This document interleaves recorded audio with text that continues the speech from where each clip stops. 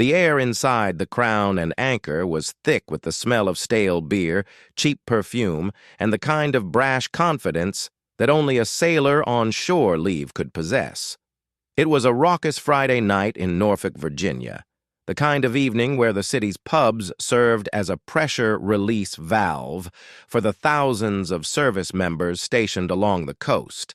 The jukebox was blasting classic rock, and every surface was sticky with spilled drinks. For the men and women crowded inside, it was a temporary escape from the rigid discipline of military life. Among the throng stood a woman named Sarah Jenkins. She was of average height with a sharp, intelligent gaze that softened when she laughed with the two friends beside her. Dressed in simple civilian clothes, jeans, and a navy blue sweater, she was unremarkable in the crowd. That to anyone glancing her way, she was just another patron enjoying a quiet beer after a long week. Her two companions, also in civilian attire, listened intently as Sarah recounted a story. They weren't just friends, they were colleagues, though you'd never guess it by looking. The trio kept their voices low, their laughter genuine, creating a small bubble of calm in the chaotic bar. The bubble burst when a group of Marines barged through the front door.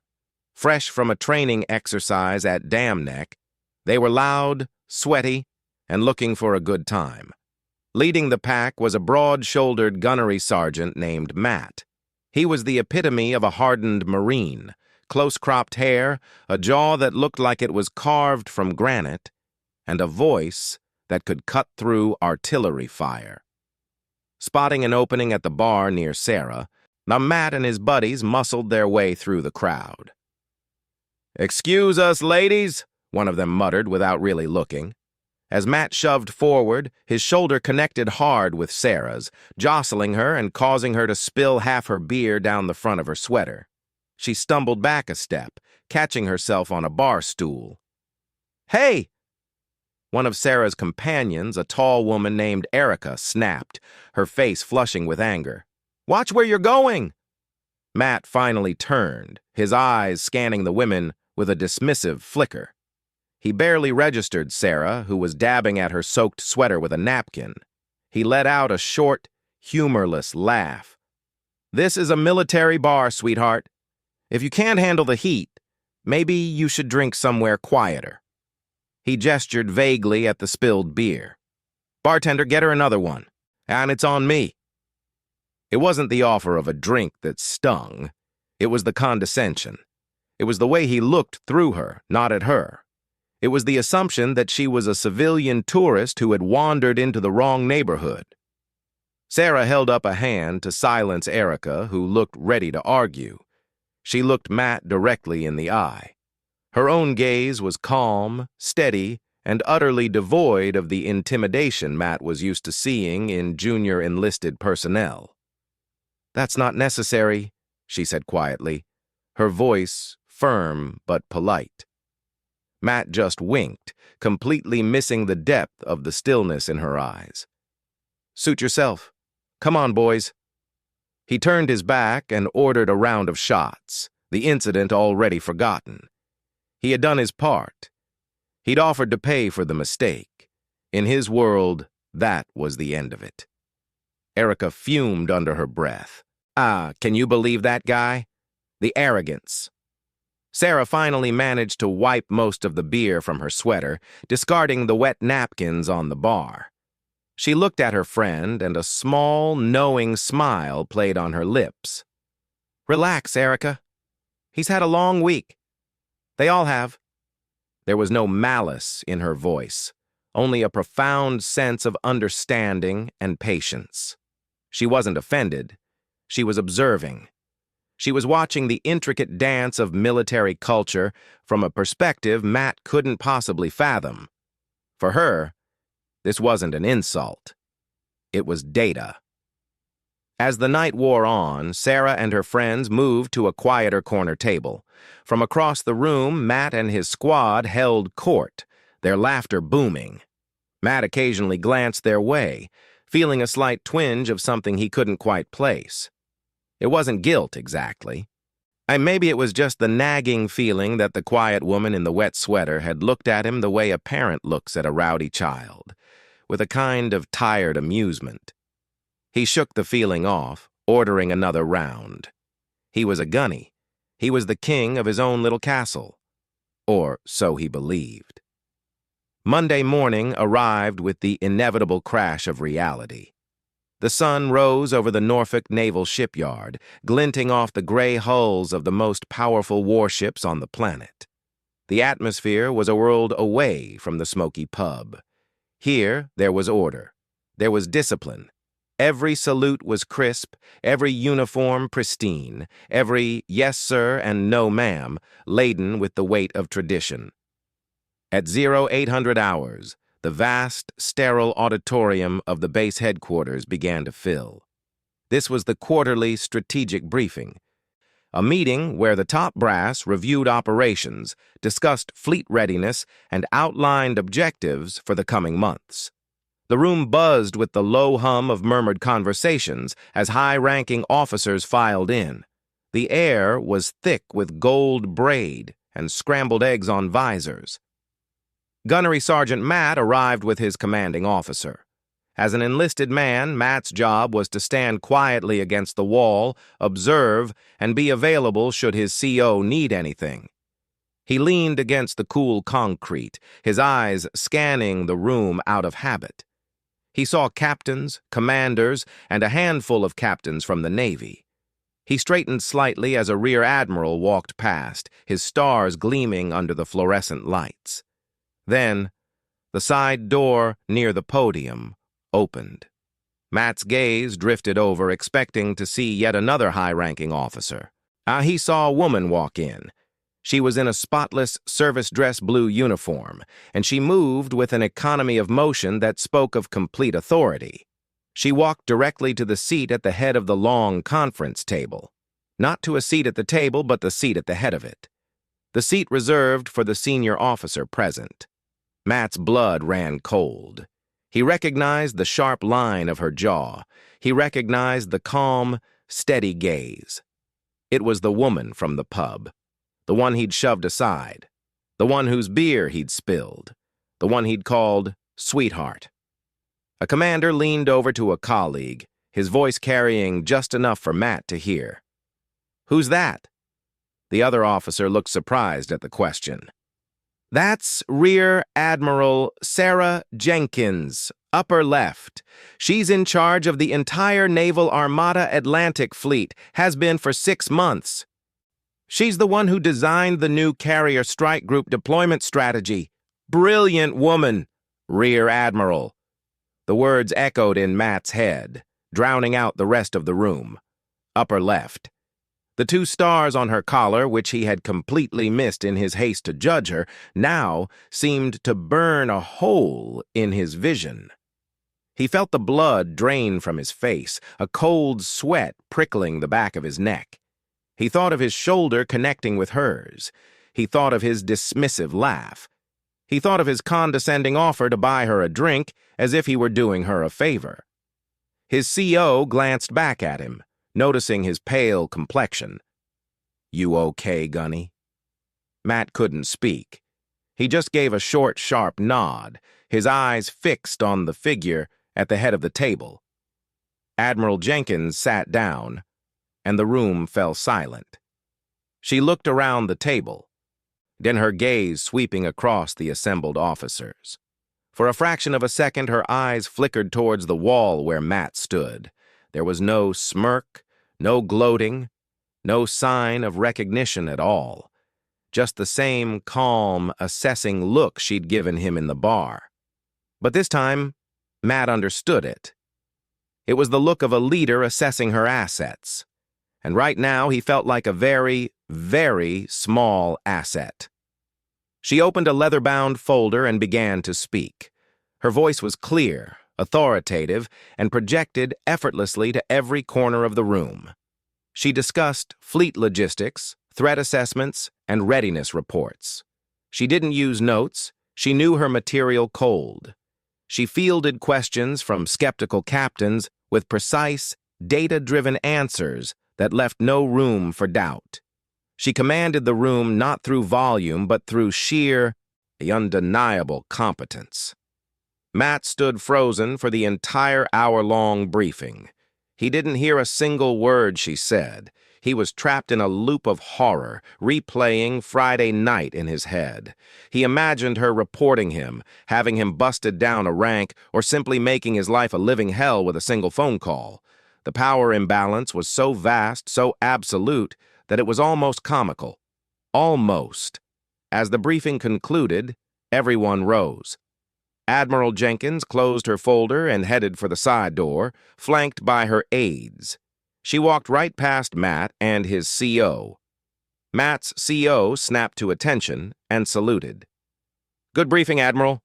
She returned the salute crisply. "Thank you, Captain." Her eyes landed on Matt, who was struggling to maintain his composure. She stopped for a beat. Her expression was unreadable. "Gunnery Sergeant," she acknowledged, her tone perfectly neutral. "Ma'am," Matt choked out, his voice barely a whisper. And then she was gone. The silence that followed was deafening. Matt's CO looked at him bewildered. "You know the Admiral?" Matt shook his head, unable to form the words. How could he explain? How could he say, "No, sir, I don't know her. I just assaulted her in a bar 2 nights ago"? The following days were a special kind of torture for Matt. Every time he saw a Navy uniform, his stomach lurched.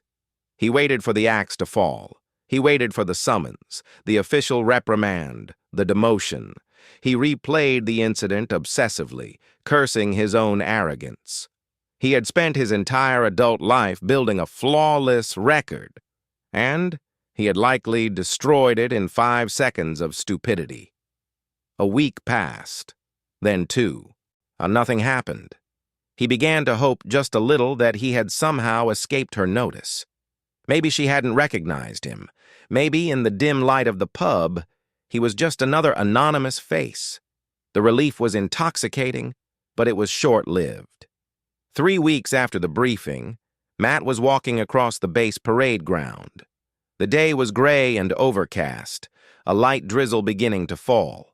He was lost in thought, his head down against the mist, when he nearly walked straight into a small group of officers. He looked up, his heart seizing in his chest. It was Admiral Jenkins. She was alone, walking without her usual entourage, a simple black umbrella held over her head.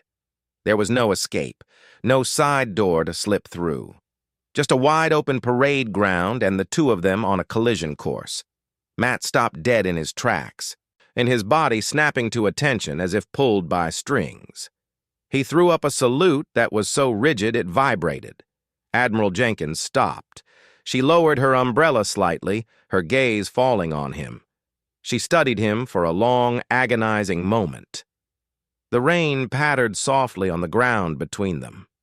Then, a faint smile touched her lips. It wasn't a cruel smile. It was something else entirely. It was knowing. "At ease, Gunnery Sergeant," she said softly. Matt lowered his hand, but his body remained tense as a coiled spring. He couldn't meet her eyes. He stared at a point just over her left shoulder, his face burning with shame. "I'm sorry, ma'am," he blurted out, the words tumbling over each other. "For the other night, at the pub. I had no idea who you were. My behavior was completely out of line. It was unprofessional and disrespectful, and I am prepared to accept any consequences you deem appropriate." The silence stretched out again, filled only by the sound of the rain. Matt braced himself. "I know you didn't know who I was, Gunny," she said. Her voice was calm. "That's rather the point, isn't it?" He finally risked a glance at her face. There was no anger there. Instead, he saw something he never expected. Disappointment. She continued, her tone quiet but firm, carrying the weight of hard-earned wisdom. "You're a Marine gunnery sergeant. You are a leader. Your job is to set the standard, not just in combat, but in every single thing you do. The way you treated me in that bar wasn't about rank. It was about character. You saw a woman and you made an assumption. You dismissed her. Each word was a Jingjun strike, hitting him harder than any physical blow could. The uniform we wear, she said, gesturing slightly to his, isn't just for show. It represents something.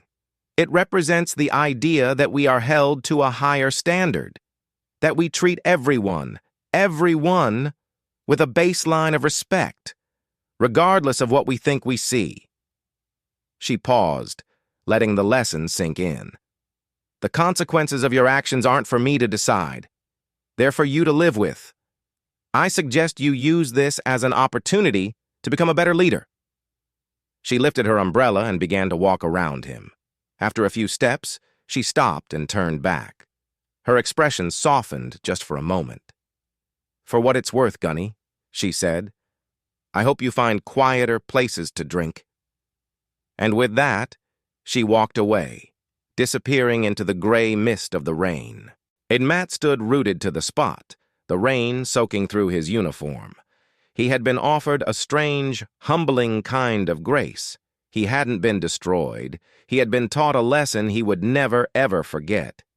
Years melted away like the morning tide, eroding the sharp edges of memory, but never quite washing them away. Matt had long since traded his gunnery sergeant's chevrons for a civilian suit and a corner office with a view of the same Norfolk harbor he had once called home. The private sector had been good to him. His reputation for discipline and execution made him a sought-after consultant for defense contractors. He was comfortable, respected, and a long way from the arrogant young Marine who had once shoved a woman in a bar. He was at the annual Armed Forces Charity Gala, at an event held in the grand ballroom of a historic Norfolk hotel. The room was a sea of dress uniforms and evening gowns, a glittering reminder of the world he had left behind. He mingled comfortably, shaking hands with old colleagues and new clients, the years of experience giving him an easy confidence. Then the master of ceremonies took the stage. Ladies and gentlemen, it is now my distinct honor to introduce our keynote speaker for the evening. She is a woman who has dedicated her life to service, a pioneer, and a true patriot. Please welcome former Rear Admiral Sarah Jenkins. Matt's glass stopped halfway to his lips. She walked onto the stage, older now, her hair streaked with silver, but carrying herself with the same quiet, commanding presence he remembered so vividly. She wore a simple, elegant black gown, and the room rose as one in a standing ovation. Matt rose with them, his heart hammering against his ribs. She spoke for 20 minutes. She spoke of leadership, of the changing nature of global security, of the importance of mentorship. Her voice was rich and warm, filling the room with effortless authority. When she finished, the applause was thunderous. As the crowd began to disperse for dinner, Matt found himself moving.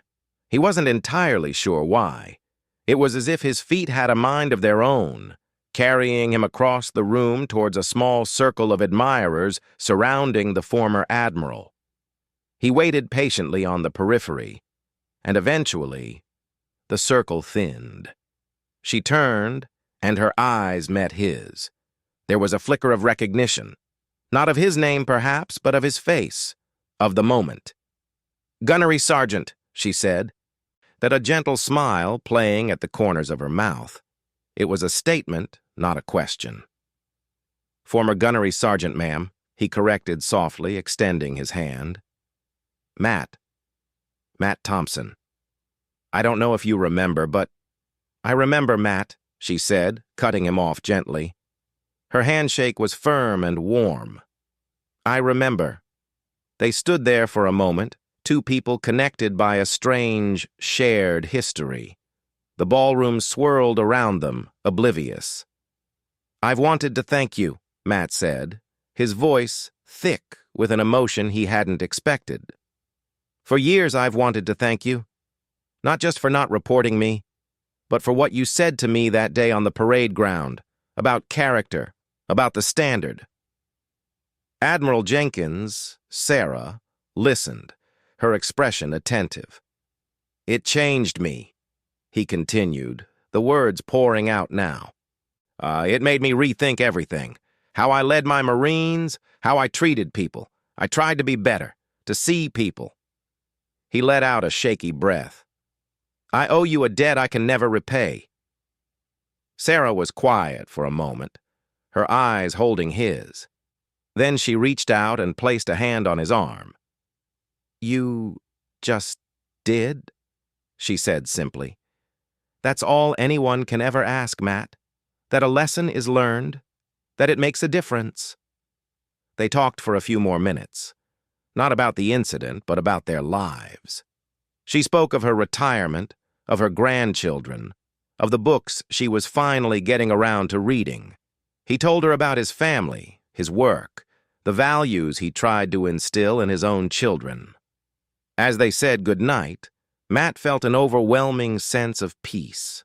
For years, he had carried the shame of that night like a secret weight. Now, it was gone. He watched her walk away, a figure of grace and strength disappearing into the crowd.